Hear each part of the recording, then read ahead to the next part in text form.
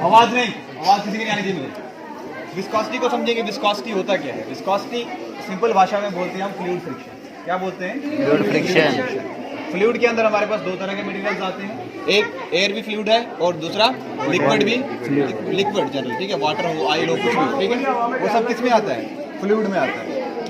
और एक बात आपको पता है कि फ्लूइड हमेशा लेयर्स में बहता है। किसमें बहता है?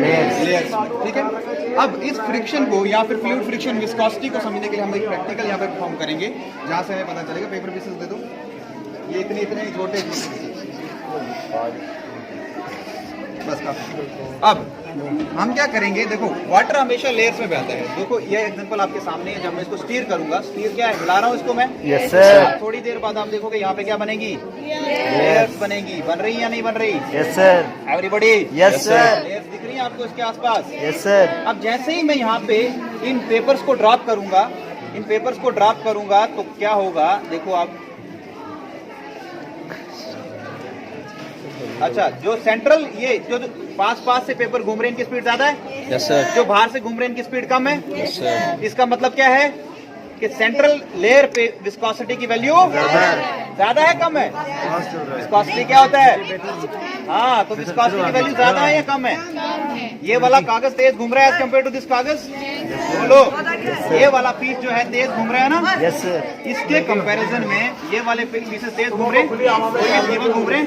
ये देख रहे हो, ये कहाँ से कहाँ आ रहा है कागज, और ये अभी यहीं पे ये निकल गया आगे, देख रहे हो ना? Yes sir. तो मतलब जो इंटरनल लेयर है, जो सबसे पास वाली लेयर है, उस पे विस्कोसिटी की वैल्यू कम, और जो बाहर वाली लेयर है, उस पे विस्कोसिटी की वैल्यू ज्यादा। विस्कोसिटी क्या होता है? अपोज करना, मोशन को अपोज करना। जब भी फ्लूइड बहता है तो लेयर्स में बहता है, एक लेयर जो है दूसरे के मोशन को क्या करती है?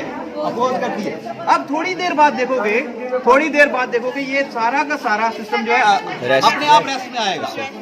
अपने आप रेस्ट में आएगा। क्या मैंने कोई एक्सटर्नल फोर्स लगाई इसके ऊपर? No sir. क्या मैंने कोई एक्सटर्नल फोर्स लगाई इसके ऊपर? No sir. तो मतलब इसको कौन गवर्न कर रहा है? न्यूटन का फर्स्ट लॉ। न्यूटन का फर्स्ट लॉ। वो क्या कहता है कि बॉडी तब तक रेस्ट में ही रहेगी जब तक ना उसको एक्सटर्नल फोर्स लगाए, जब तक ना उसके ऊपर एक्सटर्नल फोर्स। यहाँ अगर मोशन में है तो तब तक मोशन में ही रहेगा जब तक ना उसके ऊपर एक्सटर्नल फोर्स। क्या मैंने कोई एक्सटर्नल फोर्स लगाई? No sir. क्या मैंने कोई एक्सटर्नल फोर्स लगाई? No sir. ये अपने आप रेस्ट में आएगा।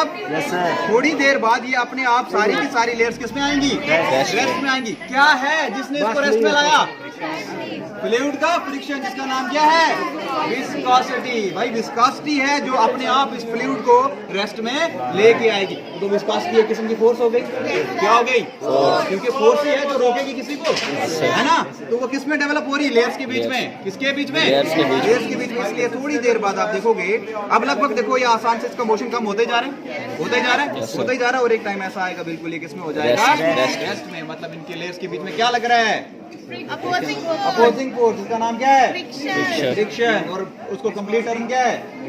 Viscosity. Is that clear? Any problem?